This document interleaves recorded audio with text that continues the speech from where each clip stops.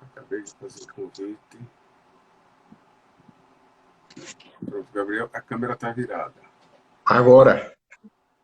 Boa Tudo noite. bom, Cleiton? Boa noite. A Vou gente já subir aqui começa, um já pouquinho o começa volume. começando. Agora sim.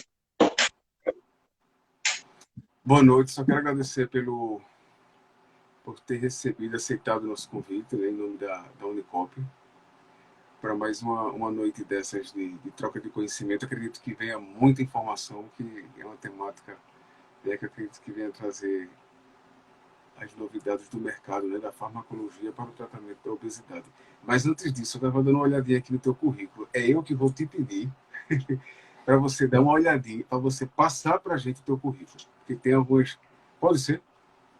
Claro. Voltado para...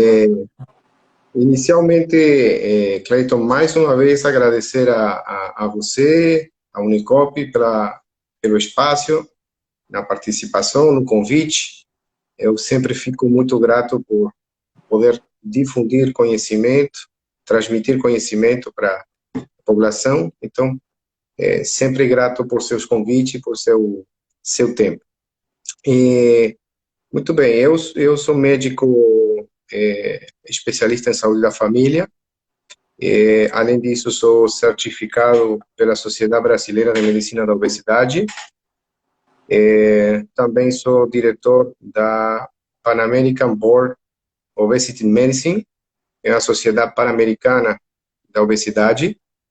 Formo parte da diretoria da sociedade e estou fazendo minha especialização, minha pós-graduação em nutrologia pela USP. Esse aí é minha apresentação, meu currículo. Eu achei interessante, só vou pedir para ele dar porque tem algumas instituições internacionais, inclusive, e isso é uma força, né, uma coisa é a gente chegar e já pegar o artigo, o material pronto, e outra está participando ali de dentro. Vamos conversar um pouquinho sobre esses novos tratamentos, né, para a obesidade. Certo. Já de antemão, para o pessoal já começar a ter a gente tem uma ideia do que seja, mas como é que a gente pode definir, Gabriel, o sobrepeso e obesidade?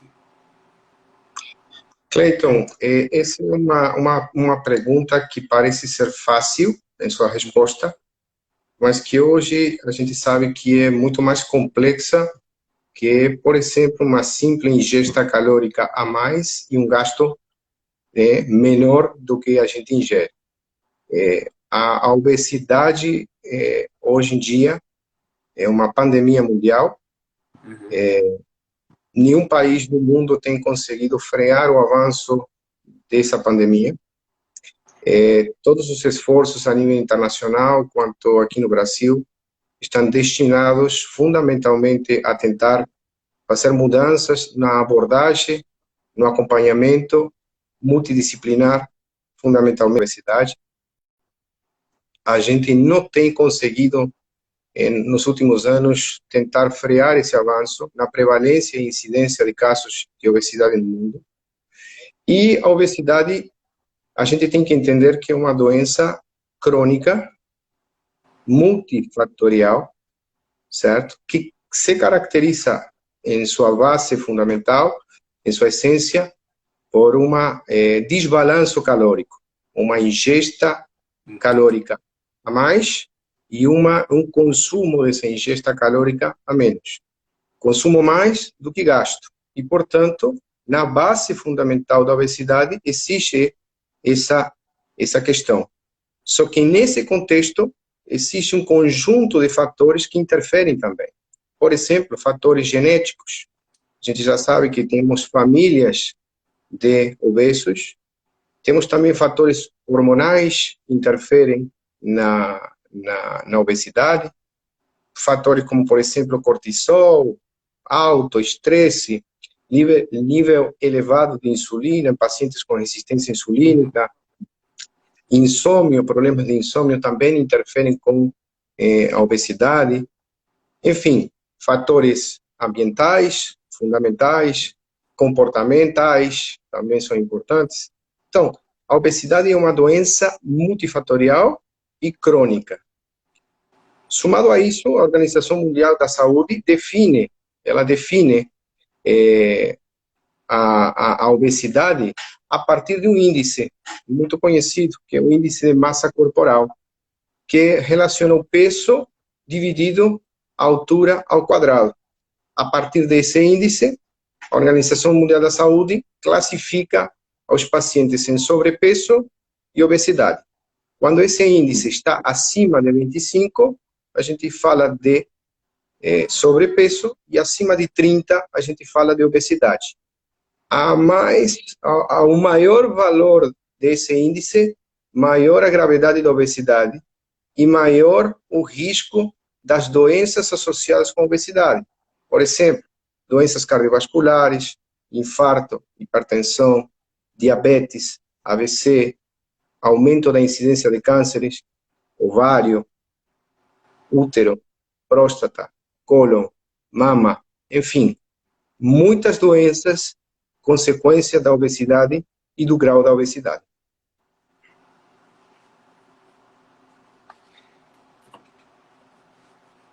Agora, você falou, é porque a gente fica querendo fazer um paralelo com algumas coisas do dia a dia. Você fala assim da Brasil e mundo, né? Esse número que eu não tenho, esses números agora, mas se aproxima, eu tinha visto alguma coisa assim, o sobrepeso e obesidade se aproxima a números, né? Quase que um bilhão de pessoas no mundo. Não sei se você vê esse número. Sim. Eu trouxe até aqui alguns números para graficar o problema do qual estamos falando, certo? Para vocês terem uma ideia, hoje no Brasil, hoje no mundo, temos 1 bilhão de pessoas com obesidade. 1 bilhão. 1 bilhão, temos 650 milhões de adultos obesos. E o pior, o mais grave, 39 milhões de crianças obesas. O que são números absurdos. Na projeção para 2025, se estima a nível mundial que 2,3 bilhões de pessoas no mundo terão sobrepeso. E 700 milhões serão obesas, o que é um aumento exponencial. E vou acrescentar mais um dado importante. Para 2030, as projeções realizadas pela Organização Mundial da Obesidade estão estimando que para 2030 teremos 1 bilhão de pacientes obesos no mundo. Mas essas projeções são, a gente fala no mundo. E no Brasil? O que está acontecendo no Brasil? Na situação no Brasil, temos que, de 2006 a 2019, tivemos um aumento em 72% de casos de obesidade. Passamos de 11,8 para 20,3. Estamos falando de 13 anos. E o pior, como eu falei já anteriormente, a obesidade infantil. Hoje, a Organização Mundial da Saúde e o Ministério da Saúde apontam que no Brasil estamos falando de 12,9% de crianças entre 5 a 9 anos obesas. Pior, 7% de adolescentes entre 12 a 17 anos com obesidade. Agora, vamos com os adultos, homens e mulheres? Para tu ter uma ideia, Cleiton, 57,5% da população brasileira tem sobrepeso hoje. 57, mais da metade da população. Mais da metade da população. E nessa divisão, preocupante, 60% dos homens têm sobrepeso hoje no Brasil. 55% das mulheres têm sobrepeso. E obesidade? Obesidade, lembra, índice de massa corporal acima de 30. 22% da população brasileira hoje está com obesidade. Homens e mulheres têm pouca diferença. 22% dos homens, 22,6% das mulheres. Mas nas projeções que estão sendo feitas a nível mundial com relação a esse problema, o Brasil, se estima para o Brasil que para 2030, 30% da população brasileira será obesa. 30%. O que significa uma mulher a cada 5 e um homem a cada 7, para 2030, terá que conviver com a obesidade. Isso significa um aumento anual de 2% ao ano, para quando a gente fala de adultos, e em crianças, que é uma coisa alarmante. Estamos falando de quase o dobro, 3,8% por ano de crescimento, de aumento na incidência e prevalência da obesidade no Brasil. A gente tem, para não entrar em outro, a gente não ir para outro viés, né? Mas é bom deixar registrado isso. Sempre tem aquela ideia de que, não, mas está um pouquinho acima do peso, mas isso não, né? Fulano tem até um termo, que eu não gosto, é para a gente não polemizar para isso, a fobia, né? Não se fala nisso, acima do peso, mas não é nenhum problema. Não, é um problema, né? É um problema. É um problema de saúde. É um problema de saúde. Esse problema de saúde não é somente, como você bem falou, uma questão física, problema físico que traz a obesidade. Tem também questões psicológicas muito importantes, que melhor que você não sabe desse assunto. Então, não é simplesmente eu estou um pouquinho acima do peso e tudo bem. E uma coisa que eu sempre tento insistir e falar com os pacientes é o que nós queremos projetar de nós mesmos a futuro. Quem é o Cleiton que eu quero ver daqui a 10 anos? Uhum. Qual é o Gabriel que eu quero ver daqui a 10 anos? Se eu não faço uma mudança de comportamento, de estilo de vida hoje, quando eu estou com sobrepeso, dificilmente eu vou conseguir resultados no futuro. As mudanças têm que começar sempre hoje, para todos. E não chegar a ponto no qual a gente já está com doenças consequência do sobrepeso e da obesidade, né? Ótima essa frase. Eu estou acima do peso e tudo bem. Não, não é isso, né? E a gente escuta muito. Eu fiz os exames e as taxas deram normais. Fala um pouquinho sobre isso também, Gabriel. A pessoa está acima do peso, a gente percebe, aí as taxas estão, né, ali no papel, estão dando normais, e aí parece que a pessoa está querendo se fundamentar daquilo. Fala um pouquinho sobre isso, acho que é muito importante. Isso que você está falando sempre muito comumente acontece em consulta, né? A gente solicita exames, um check-up famoso para o paciente, e o paciente chega com os exames totalmente normais, e aí a pergunta é, pronto, doutor, estou bem, eu não preciso fazer nada. E claramente você vê um problema, o paciente está com sobrepeso, obesidade na tua frente. O paciente parece que não consegue perceber a importância do sobrepeso e da obesidade. E dá muito mais importância a um valor laboratorial. Uhum. Eu tento desmistificar isso, e ir um pouquinho além. Eu sempre insisto muito em uma questão que não está considerada hoje nos critérios de obesidade, mas que muito provavelmente, em pouco tempo, a gente vai ter uma mudança, que é, em lugar de avaliar o índice de massa corporal, utilizar, que já está sendo utilizado, certo? Utilizar também como critério a avaliação de composição corporal. Muitas vezes, é muito mais importante entender como o meu corpo está composto a um valor isolado de peso.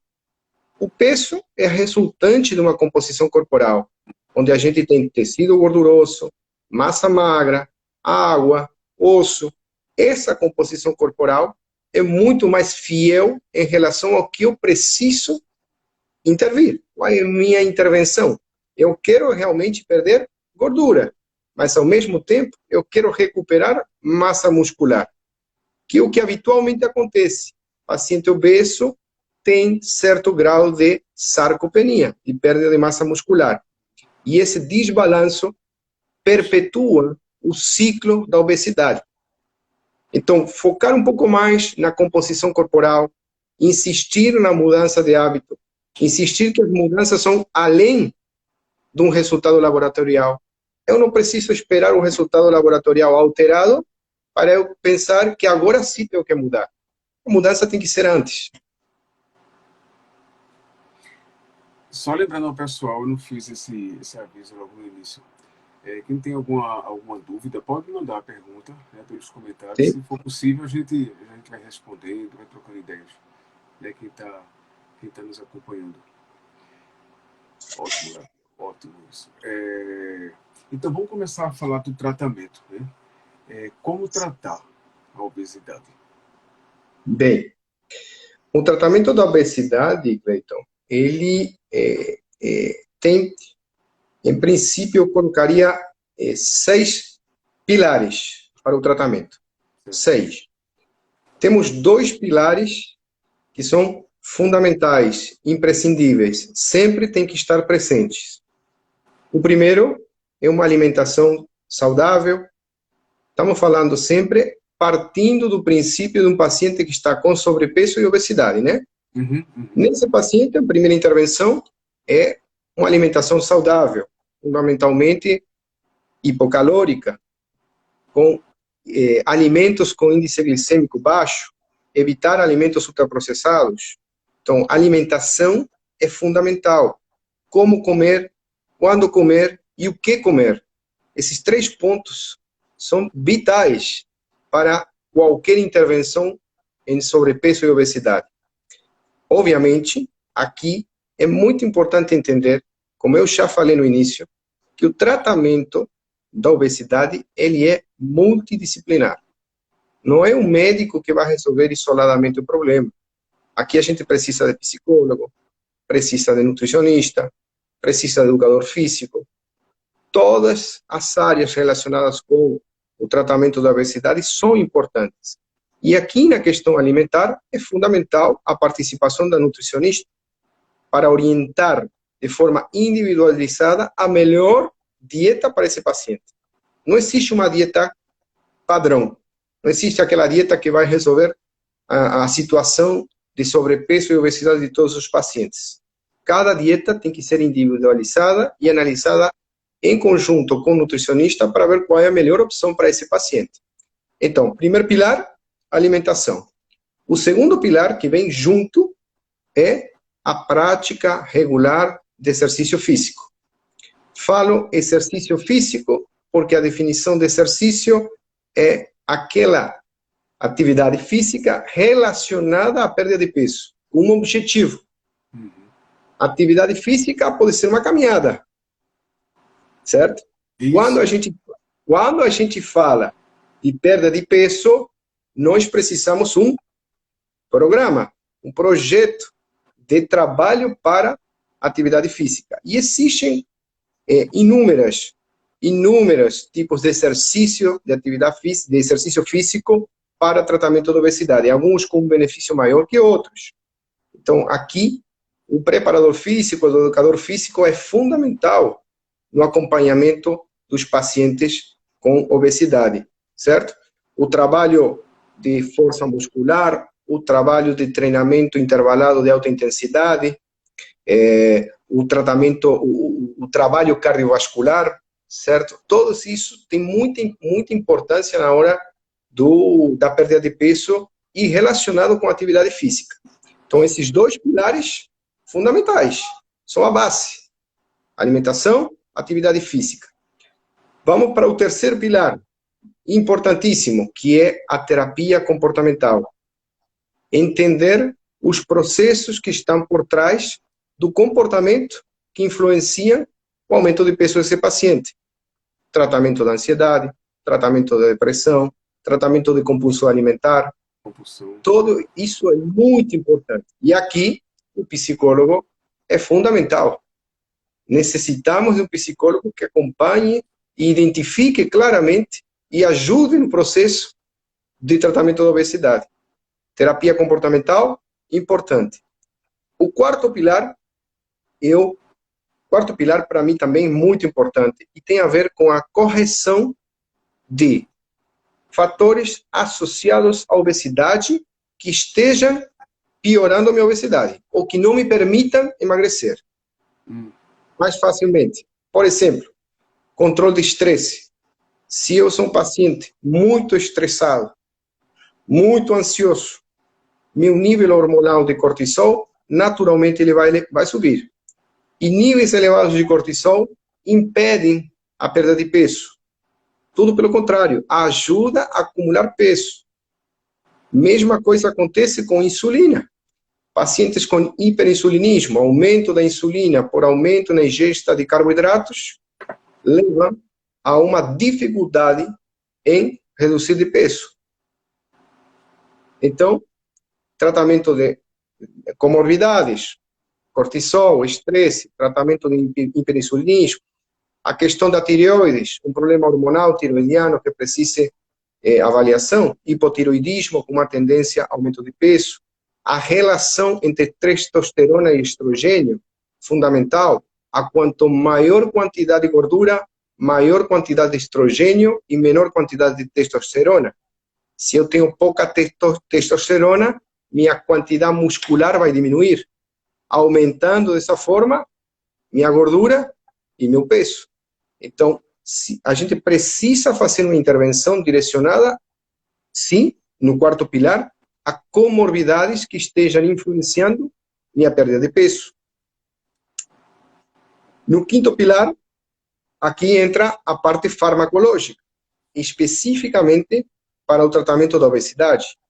Hoje temos medicamentos aqui no Brasil, temos 4 medicamentos que estão autorizados pela Anvisa para o tratamento da obesidade, e temos alguns outros medicamentos que não figuram na bula e que são utilizados, como a gente comumente chama off-label, são utilizados para o tratamento da obesidade. Então, nesse ponto, o tratamento farmacológico também pode ser necessário para o paciente com obesidade. Sempre a gente fala uma coisa importante aqui. Quando a gente pensa em doenças crônicas, diabetes, hipertensão, a gente sempre associa que esses pacientes precisam de um tratamento. Muitas vezes precisam de tratamento de por vida. Quando a gente fala de obesidade, e partindo do princípio que a obesidade é uma doença crônica, é muito importante entender que muitos dos tratamentos farmacológicos podem ser de longo prazo. Isso aí, eu sempre faço essa observação. É muito importante entender esse conceito. E, por último, o sexto pilar no tratamento da obesidade é a cirurgia bariátrica, certo?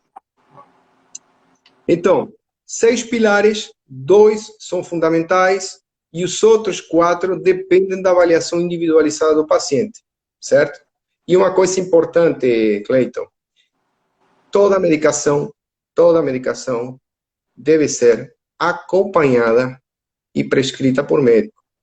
Não é para, eu sei que talvez fica óbvio o que eu vou falar, mas não é para que os pacientes tomem por conta própria medicações para tratamento da obesidade sem acompanhamento, porque isso pode trazer prejuízo para o paciente. Só para não subir aqui a pergunta, é voltada para uma idosa obesa, Verônica. Ela pergunta qual o exercício mais completo. Se a gente puder dar alguma... Desculpa, idosos? Para idoso e obeso, né? Certo, certo. Muito bem. E quem foi que fez a pergunta que eu não estou vendo aqui? É que subiu um pouco. Foi Verônica Cunha. Certo. Obrigado, Verônica, por tua pergunta. Vamos lá. Paciente idoso com obesidade, habitualmente, tem aquela associação que eu falei. É um paciente que tem uma perda de massa muscular. Então, o paciente idoso, obeso, geralmente tem o que a gente chama uma obesidade sarcopênica, por perda de massa muscular. Então, os exercícios fundamentalmente direcionados para a obesidade num paciente idoso estão direcionados inicialmente para o aumento da tonicidade muscular. O tônus muscular é a contração que o músculo tem em repouso. Primeiro estímulo, para que o músculo mantenha uma tonicidade. Essa é a primeira fase do treinamento para um idoso, para tentar recuperar aos poucos o nível muscular. Segundo, em uma etapa um pouco mais avançada, a gente pode associar algum treinamento específico para aumento um pouco mais da fibra muscular. Não hipertrofia, que isso é outra questão, mas sim para aumento de fibra muscular. Aumento de fibra, aumento da tonicidade tem que ser as chaves para o tratamento do idoso com obesidade. O aumento, lembrar sempre uma coisa, aumento de massa muscular significa maior consumo de energia. O maior consumo de energia significa utilização de minhas reservas energéticas, que estão almacenadas como forma de gordura. Portanto, a maior massa muscular, maior consumo energético, maior utilização de gordura. É bom procurar um profissional, né? Daí você traz assim mais um profissional de educação física, principalmente experiência, né, voltado com especialização para o acompanhamento com o idoso. Exatamente. Um conjunto de fatores, como você falou no início, né? Um tratamento multidisciplinar. Você falou na farmacologia, né, como tratamento para a obesidade. E qual o arsenal? Você falou em 4 medicamentos. Como é que a gente pode começar a conhecer um pouco desse arsenal terapêutico farmacológico? Farmacológico, né? Bem, vamos lá. Por muitos anos, estou falando, para tu ter uma ideia, final da década de 90, surgiram, final da década de 97, para um medicamento nos Estados Unidos e 98 aqui no Brasil. Surgiram 2 medicamentos que ainda hoje são utilizados no Brasil, que formam parte do arsenal terapêutico, com indicação em bula para tratamento da obesidade. 2 medicamentos que por muito tempo nos acompanharam no tratamento para a obesidade. Que são, um medicamento muito conhecido, que é a sibutramina, e o outro medicamento que é o Orlistat. Vou tentando fazer uma cronologia no tempo para entender o que a gente tem hoje. Esses 2 medicamentos ainda hoje têm sua indicação para o tratamento da obesidade. Vou fazer um parênteses falando, em princípio, da sibutramina. A sibutramina é um medicamento muito conhecido, muito útil no tratamento da obesidade. É um medicamento que surgiu inicialmente como antidepressivo, mas a indústria farmacêutica, o laboratório que estava trabalhando, percebeu que tinha um efeito na diminuição da fome e da saciedade. E eles começaram a perceber que, como um efeito colateral, o medicamento tinha um efeito maravilhoso para a perda de peso. E aí mudou a cabeça do laboratório e disse, não, vamos trabalhar agora esse produto para quê? Para emagrecer. E esqueceram da função inicial da sibutramina. E o medicamento deu muito resultado, certo? Só que o medicamento tem algumas contraindicações que a gente já sabia há muito tempo, contraindicações que têm a ver com o mecanismo de ação do medicamento, que são, por exemplo, é um medicamento que tem um aumento dos níveis de serotonina a nível cerebral e de noradrenalina. A noradrenalina é uma substância que, quando atua a nível periférico no corpo, aumenta a frequência cardíaca, aumenta a hipertensão. Aumenta a frequência, aumenta a hipertensão. Então, a gente já sabia que um dos efeitos adversos desse medicamento é justamente taquicardia e hipertensão. Em 2016, surgiu um estudo chamado SCOUT, onde se avaliaram cerca de 10.000 pacientes e se testou especificamente a sibutramina em pacientes com doença cardiovascular, obesos com doença cardiovascular.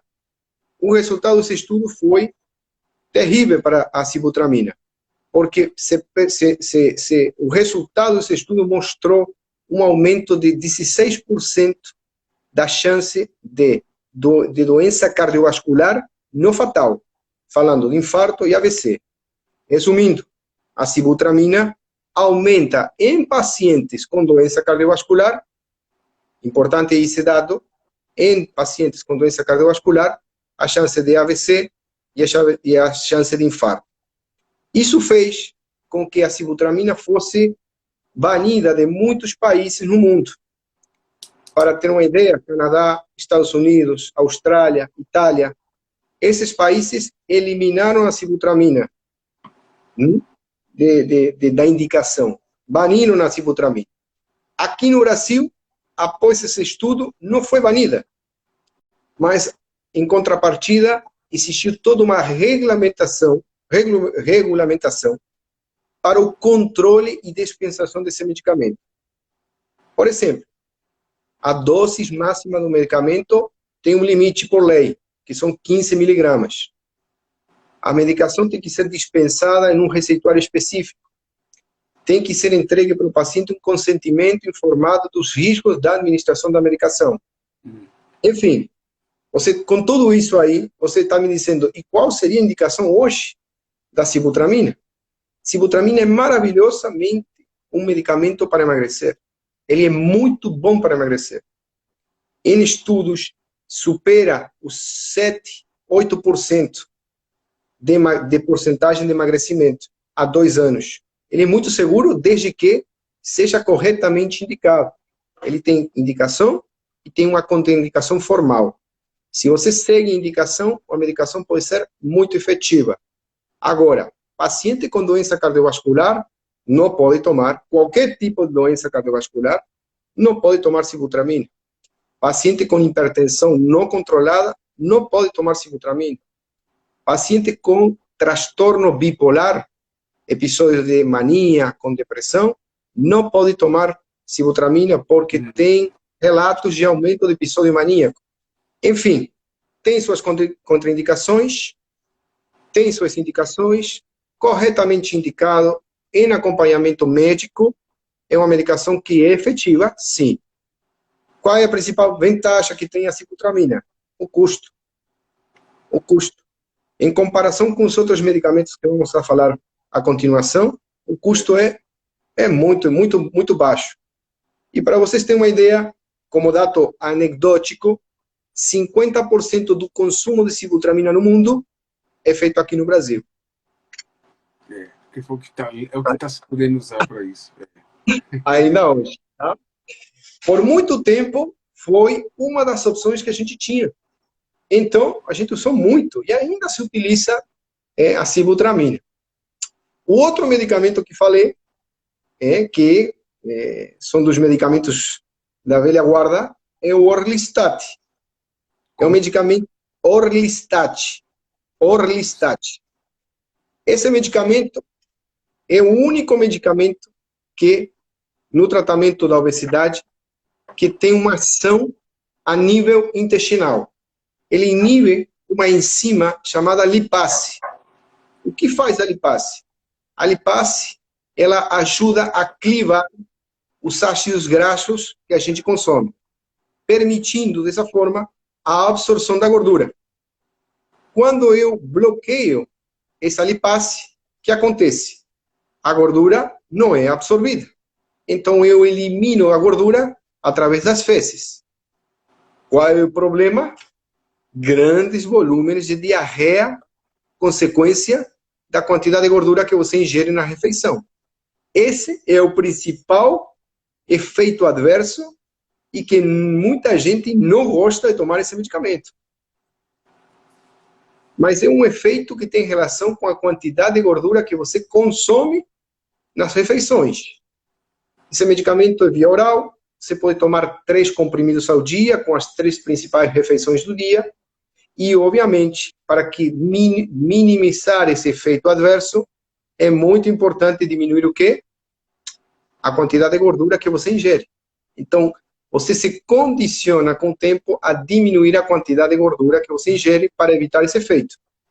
Então, é um medicamento muito bom, na perda de peso, em torno de 5 a 7% de peso corporal. Ele diminui cintura abdominal, melhora os níveis glicêmicos. E lembrar de uma coisa importante, muito importante. Paciente que faz uso desse medicamento precisa de fazer uma suplementação vitamínica. Pelo seguinte, existem algumas vitaminas que são lipossolúveis. São vitaminas que são absorvidas em presença de gordura. Se eu não tenho gordura para absorver, eu não vou poder absorver essas vitaminas. Então, a vitamina A, a vitamina D, a vitamina E e a vitamina K vão precisar de suplementação em uso desse medicamento. Gabriel, chegando no teu consultório, eu pensei agora, uma idosa, um idoso, a gente pensa nesses medicamentos que você está trazendo agora, ciprofloxacina, a gente pode trabalhar com eles. Tem uma pessoa com 60, 65 anos. Bem, muito vai depender primeiro, a idade do paciente. Muitos dos medicamentos que a gente vai falar agora, e a gente pode incluir esses também, tem contraindicação acima de 65 anos. Sim. Pelo fato, muitos dos medicamentos, em realidade, não existe evidência de benefício acima dessa faixa etária. Então, como não existe estudo que apoie esse benefício, não existe a recomendação para a administração do medicamento. Por exemplo, o Orlistat pode dar, por conta da copiosa diarreia, pode dar desidratação no idoso, o que seria um problema. E a sibutramina, paciente idoso, tem que avaliar muito bem, porque qualquer doença cardiovascular ou hipertensão não controlada já seria uma contraindicação para esse paciente. Tá? Então, tem que ser muito cuidadoso a abordagem do paciente idoso com relação à medicação especificamente terapêutica, farmacológica para o paciente idoso. Ótimo. Pode continuar, estou até anotando aqui. Está me acompanhando? Oi? Está acompanhando? Estou até anotando aqui, fazendo as anotações. Vamos para o terceiro medicamento.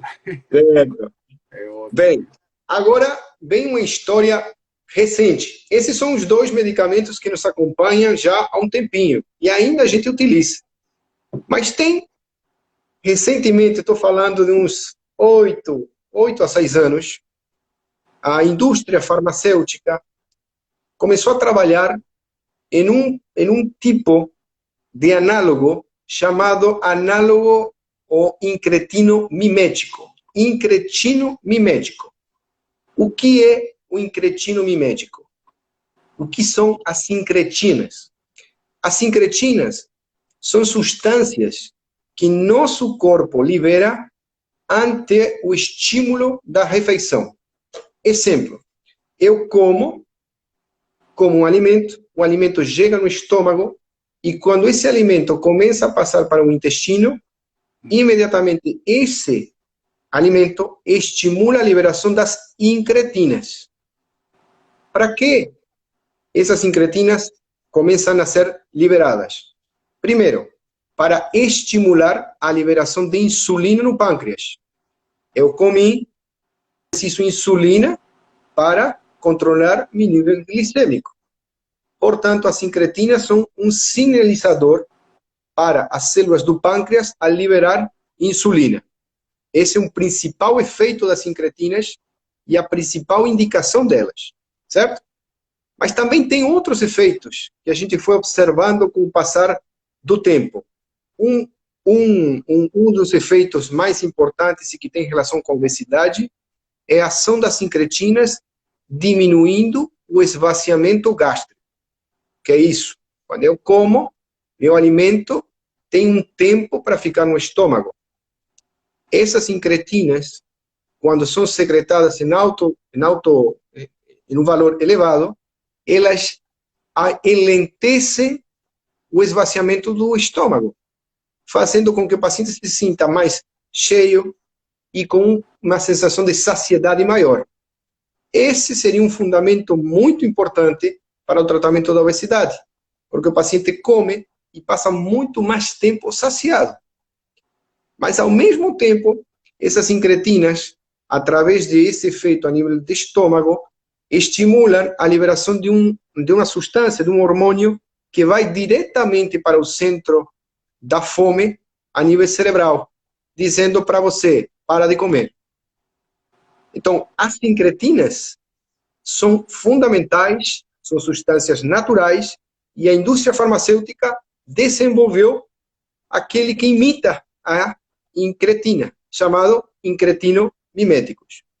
E nessa evolução temporal, são as famosas canetas, as canetas para emagrecer, que todo mundo conhece, certo? E quando quer emagrecer, eu quero aquela canetinha, doutor, aquela canetinha que faz emagrecer. Bom, essas canetinhas que fazem emagrecer, justamente a substância dessas canetas são as incretinas. E, fundamentalmente, qual incretina? Uma incretina chamada GLP-1. Esse é o nome da incretina, certo? Então, vamos começar um pouquinho com a história bem rapidinho. Inicialmente, lá atrás,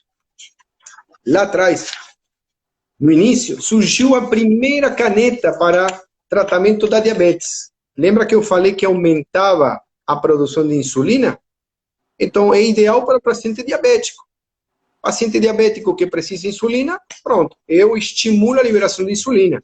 Então, são medicamentos muito efetivos para o tratamento da diabetes. E essa é a sua principal indicação. A primeira incretino mimético que foi criado foi a esenatida. A esenatida era um incretino mimético, uma canetinha de administração subcutânea, 2 vezes ao dia, e com um custo altíssimo. Estamos falando de que 6 anos atrás, 7 anos atrás, valores de 600, 700 reais. Longe da realidade brasileira. Então, imagina, uma caneta subcutânea, 2 vezes ao dia, se furar, e um valor altíssimo. Essa primeira canetinha não era pensada para obesidade, foi pensada para diabetes. E hoje em dia, eu praticamente não vejo pacientes utilizando essa medicação. A indústria farmacêutica foi evoluindo e tentando melhorar essas incretinas, e aí surge uma incretina que foi revolucionária, que é a liraglutida. A liraglutida seria a segunda geração das incretinas, sempre aquela incretina que eu falei para vocês, GLP-1. Essa incretina começou a ser desenvolvida como indicação para diabetes, e a apresentação que chegou para o Brasil, o nome comercial era a famosa Victoza. Victoza é a canetinha que tem como substância a liraglutida. Essa Victoza foi inicialmente desenvolvida para diabetes. Mas o que acontecia? Como efeito colateral, os pacientes começavam a diminuir de peso. E aí o povo começou eu quero a Victoza. E eu quero a Victoza, e começou a ser prescrita de forma off-label, fora de bula. Então, começou a se utilizar essa liraglutida, essa Victoza, como tratamento para obesidade, tendo resultados muito bons em perda de peso. Aí a indústria farmacêutica disse, opa, aqui eu vou trabalhar e vou criar uma canetinha, certo? Que tenha uma dosagem maior que comprovadamente e cientificamente em estudos, agora sim, eram para obesidade. Eu vou dar uma canetinha, uma dosagem maior, e vou chamar de Saxenda. Aí aparece a famosa Saxenda, que é liraglutida, mas com uma dosagem maior que a Victoza. Agora sim, a Saxenda liraglutida, ela sim é uma caneta que tem autorização da Anvisa para o tratamento da obesidade. Além de tratar diabetes, trata obesidade. Qual é a questão? Ainda, o Saxenda é de utilização também injetável e de uso diário.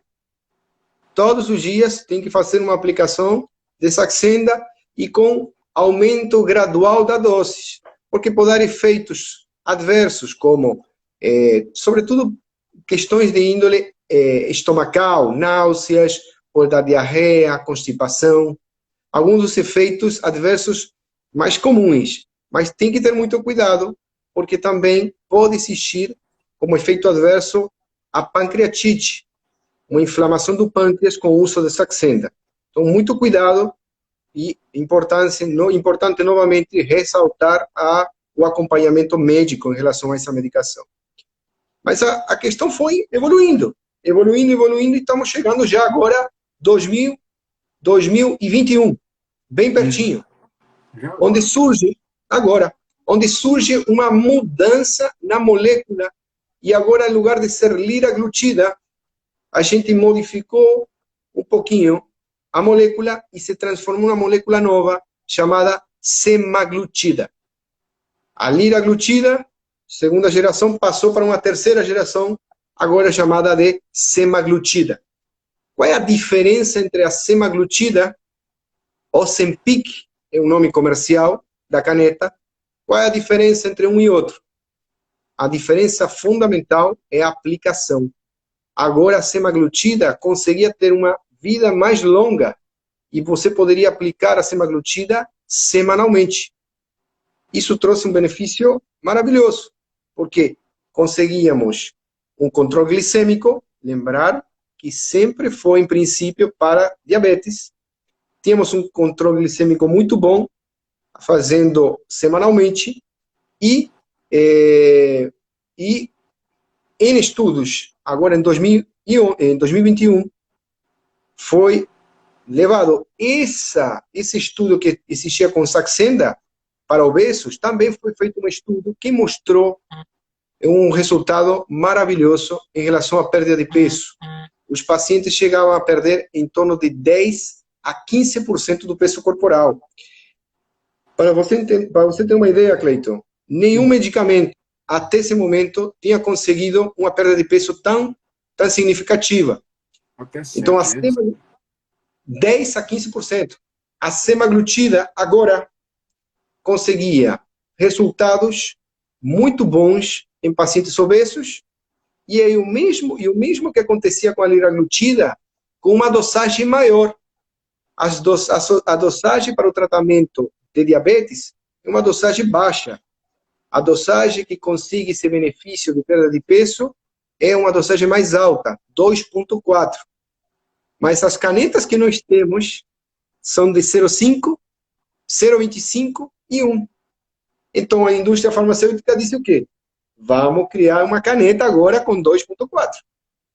E essa caneta com 2,4, direcionada especificamente para o tratamento da obesidade, ainda não está no Brasil, mas proximamente vai chegar, talvez no ano que vem, e tem um nome vai chegar aqui com o nome de Wegovy, tá? Mas é a Wegovy, mas é a semaglutida também, só que com uma dosagem maior. Certo? Mas ainda temos um ponto a mais. Falta mais um.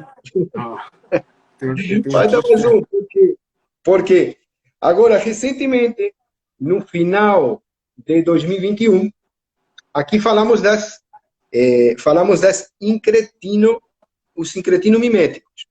Falamos fundamentalmente da liraglutida, que tem autorização pela Anvisa para o tratamento da obesidade. Falamos da semaglutida, que tem tratamento comprovado cientificamente para a obesidade, mas que ainda não está aprovada aqui no Brasil, porque falta a canetinha de 2,4.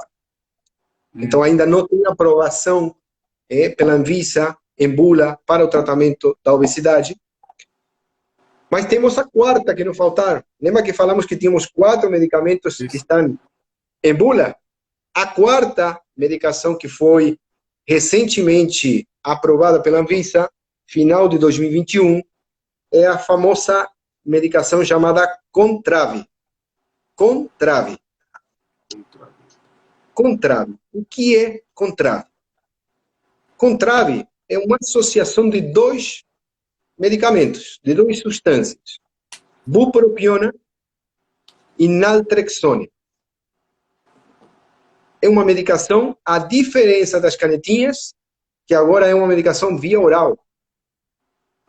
Via oral, e que mostrou em estudos um resultado em tratamento para obesidade em torno de perda de peso de 15%, similar à perda de peso da semaglutida. Então, aqui, o Ozempic, exatamente. Então, estamos falando que estamos em dois grupos de medicamentos, dois medicamentos que estão muito próximos em relação à perda de peso. Qual é a diferença entre um e outro? Primeiro, via oral. Via oral, muitas pessoas preferem via oral a ter que ser medicamento injetável. Mas, além disso, o mecanismo de ação é diferente. Aqui falamos de como funcionavam esses incretinomiméticos, certo? Mas aqui, a bupropiona é conhecido como um antidepressivo, um medicamento utilizado fundamentalmente para a cessação tabáquica, e a naltrexone é um inibidor opioide. Esses dois medicamentos, eles agem em um círculo a nível cerebral que tem a ver com a sensação de prazer com comer. Então, aquela paciente que come, sente prazer e prazer por comer, esse medicamento é um medicamento muito bom para esses pacientes. Como funciona? São duas substâncias que, separadamente, nós temos à disposição. Só que o efeito delas individualmente não é bom para emagrecer. Você não consegue ter esse efeito a longo prazo para emagrecimento. A associação delas é o que realmente se comprovou que tem benefício para o emagrecimento a longo prazo. O efeito da bupropiona a longo prazo, ele começa a perder efeito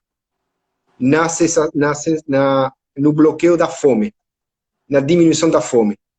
Porque no processo desse bloqueio da fome, a bupropiona libera uma substância chamada beta-endorfina. Essa beta-endorfina, que é a que te dá a sensação de prazer, ela, com o passar do tempo, termina esgotando esse efeito. E a bupropiona começa a perder o efeito no bloqueio da sensação da fome. Agora, a naltrexone justamente faz o quê? Bloqueia a beta-endorfina, fazendo com que esse efeito da bupropiona se prolongue por mais tempo. É dessa forma que a combinação dos dois resulta na perda de peso. Mantém por mais tempo a diminuição da fome e mantém a saciedade por mais tempo. Uma aula, assim, você vai falando, eu olhei para a hora, eu me perdi, eu digo, não, 9h40, porque a gente começou um pouquinho depois. E tem até aqui, eu já fiz aqui, você falando, fiz aqui algumas perguntas, tem umas 5 ou 6, uma delas é o que Roselane está falando aí, está trazendo. Doutor, a pessoa que faz o tratamento através da farmacologia para perder peso e atinge o peso desejado, e depois para de fazer o uso. Ela pergunta, pode ocorrer de voltar a engordar? Pode acontecer. É muito importante lembrar do acompanhamento que eu falei. Nós precisamos fazer uma intervenção multidisciplinar. Primeira coisa, multidisciplinar. Segundo, todos os medicamentos que eu falei, todos os medicamentos e todos os estudos que realmente observaram benefícios desses medicamentos no controle da obesidade, todos foram feitos com mudança do estilo de vida, controle alimentar, dietas hipocalóricas e atividade física. Não tem estudo que comprove benefício nesses medicamentos isoladamente. Então, é muito importante lembrar que nós precisamos do tratamento daqueles dois pilares. A mudança do estilo de vida é fundamental para a manutenção do peso. Vou fazer um parêntese. Parêntese bem rapidinho. Qual é o melhor tratamento hoje para perda de peso? Hoje aqui no Brasil, cirurgia bariátrica. Em torno de 22% a 25% do peso corporal. Certo? Em 2 anos. É o melhor. Melhor hoje. Porque vem aí um medicamento que promete muito, tá? Então, cirurgia bariátrica, 22 a 25% de perda de peso. Muito bom. Só que existe um estudo que avaliou paciente pós-bariátrica há 5 anos, sem nenhum tipo de intervenção, a não ser dieta, e paciente pós-bariátrica com dieta e atividade física. Qual foi o resultado? Só os pacientes que fizeram atividade física com dieta conseguiram manter o peso. Os outros tiveram reganho. E qualidade de saúde mental? Resumindo, não tem medicação que resolva por si só o problema e é necessário e muito importante a mudança do estilo de vida. O medicamento entra aqui e a cirurgia bariátrica entra aqui como opções para ajudar no processo. Justamente. Para ajudar. Gabriel, dá uma olhadinha. Para mim, já passa do tempo. Estou com medo que a live caia e precisa ficar salvo. Certo. É incrível, Agora, é incrível. Não sei se a gente pode marcar outro dia. Até aqui eu tenho algumas perguntas, mas para mim aqui já está com 1 hora e 3 minutos. Pode acontecer da gente perder esse material e eu não quero que isso aconteça. Infelizmente, vamos usar 1 minuto agora para finalizar, e 1 minuto mesmo. E já agradecendo pelo... Que coisa, nunca fiz tão rápido. Por quê? Porque tá assistindo tua... Eu falo muito, Cleiton. Mas é muito bom, não é muito bom. A gente tá numa aula. Eu falei isso na outra live tua. Não sei se você lembra. Lembro. Isso é incrível. Parabéns mesmo pelo conteúdo, pela troca de conhecimento até. Então, quero agradecer em nome da empresa, Gabriel, e com possibilidade da gente voltar com esse tema, só para dar continuidade. Sim, sem problema nenhum. Lembra que está faltando o medicamento mais promissor para o tratamento da obesidade, viu? Tá, eu sei. A gente vai ver como é que faz isso aqui. Olha, Cleiton, esse medicamento novinho, 2022, tá? Agora. Abril 2022, estudo em fase 3, com resultados promissores. Titular, melhora da perda de peso acima da bariátrica. Titular. Então vamos marcar já a live. A gente vai, só sem agenda aqui, mas a gente conversa. Deixa salvar. A gente vê direitinho e coordina. É só combinar. Para não correr o risco de cair. Eu vou salvar, um abraço e a gente se vê logo, logo. Um abraço grande, Cleiton. Muito obrigado a você e a Unicórnio. Um abraço, tchau. Tchauzinho. O pessoal que ficou conosco também, quero agradecer. E a gente se vê. Um abraço, pessoal. Um abraço, tchau.